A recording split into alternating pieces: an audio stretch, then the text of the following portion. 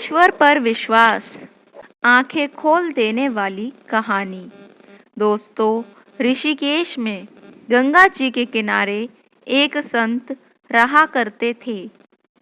वह जन्म से अंधे थे और उनका नित्य का एक नियम था कि वह शाम के समय ऊपर गगनचुंबी पहाड़ों में भ्रमण करने के लिए निकल जाते थे और हरि का नाम संकीर्तन करते जाते थे।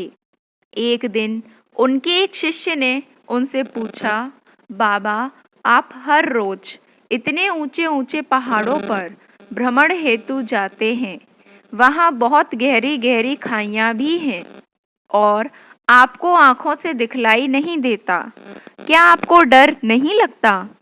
अगर कभी पांव लड़खड़ा गए तो? और शाम के समय शिष्य को अपने साथ ले गए।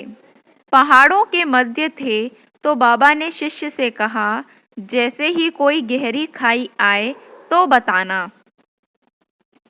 दोनों चलते रहे और जैसे ही गहरी खाई आई, शिष्य ने बताया कि बाबा, गहरी खाई आ चुकी है। बाबा ने कहा, मुझे इसमें धक्का दे दो। अब तो शिष्य इतना सुनते ही सकपका गया। उसने कहा, बाबा, मैं आपको धक्का कैसे दे सकता हूँ? मैं ऐसा हरगिज नहीं कर सकता। आप तो मेरे गुरुदेव हैं। मैं तो किसी अपने शत्रु को भी इस खाई में नहीं धकेल सकता। बाबा ने फिर कहा, मैं कहता हूँ कि मुझे इस खाई में धक्का दे दो। यह मेरी आज्ञा है और मेरी आज्ञा की अवहेलना करोगे तो नरकगामी होगे। शिष्य ने कहा, बाबा, मैं नरक भोग लूंगा मगर आपको हरगिज इस खाई में नहीं धकेल सकता।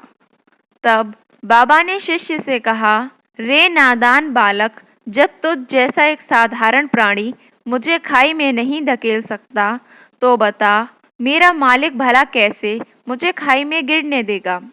उसे तो सिर्फ गिरे हुए को उबारना आता है, गिरे हुओं को उठाना आता है। वह कभी भी किसी को गिरने नहीं देता। वह पल पल हमारे साथ है, बस हमें विश्वास रखना होगा उस पर।